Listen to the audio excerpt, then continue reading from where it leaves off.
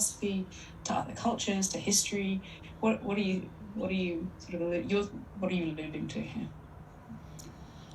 Well, I think the fact that we're asking, I think the fact that we're asking this question itself reveals that time remains some sort of hidden factor in our human experience.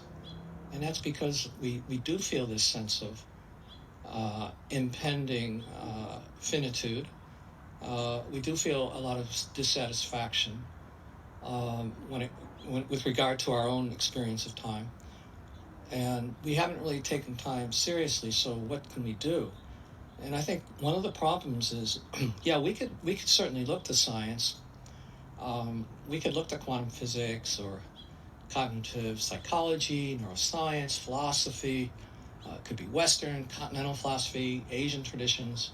But I think if we're only coming up with more interesting and erudite theories about time, I don't think it's going to get us very far in terms of transforming our lived experience of time. And maybe that's what John was saying, is that we can't go about it the same way. And those are more intellectual, sort of conceptual, speculative, interesting ways of thinking, but I don't think it's really going to have any impact. So I have to go back by saying that I think we can understand deep time, as Sarah used that phrase.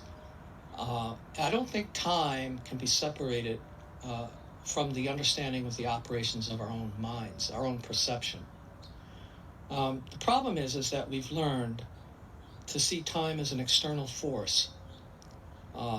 For several millennia, we've been talking about this. We've seen time, we've conflated it with measurement of change, and we've also felt that time is some sort of forward-moving continuum.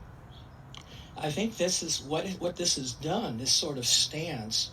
It's put time at a distance from us. We're kind of in a dualistic relationship with time, where we feel like we're like hapless bystanders.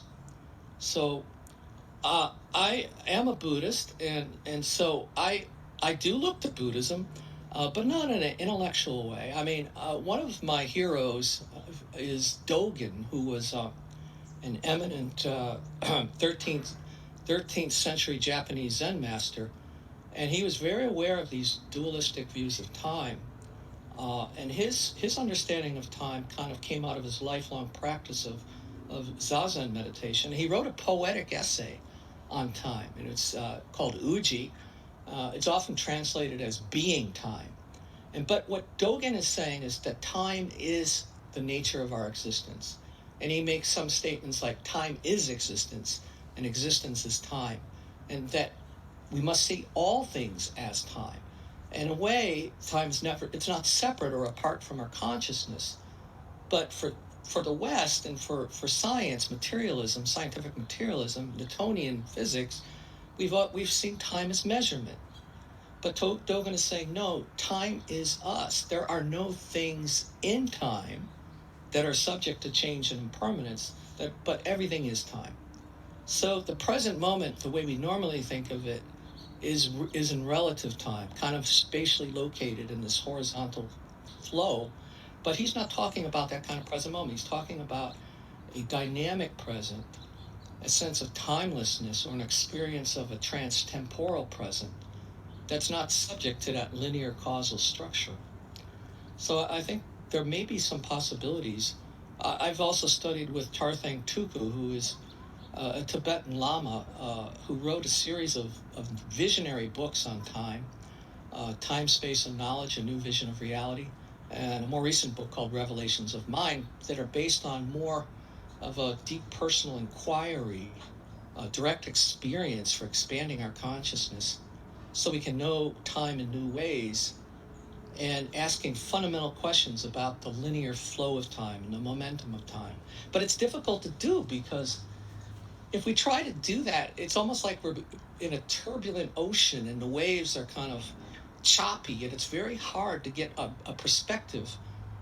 It's very hard to kind of engage in an inquiry when we're in that linear temporal flow. So these are difficult questions, but I think even one of the physicists who I admire is David Bohm, because he talked about something called the holoflux. The holoflux is something that is sort of in the implicate order of the nature of reality. The holoflux is sort of the totality of movement, but it's not moving in a linear way. It's sort of the ground of everything that is manifesting. And so we're kind of floating in this holoflux in a way. Essentially, everything that is appearing is coming out of the holoflux. But we don't really recognize it. We see ourselves as independent. We see ourselves as kind of stable pieces of matter that are just sort of separate from this sort of unified sense of time. So I'm sorry if I'm getting a little out there, but I think these are new possibilities. That's really interesting. I mean, you raise an important point about the sort of objective, measurable time versus the idea of time and the self and the perception of time and how that relates to our consciousness. I think that was something that you possibly also touched upon, John.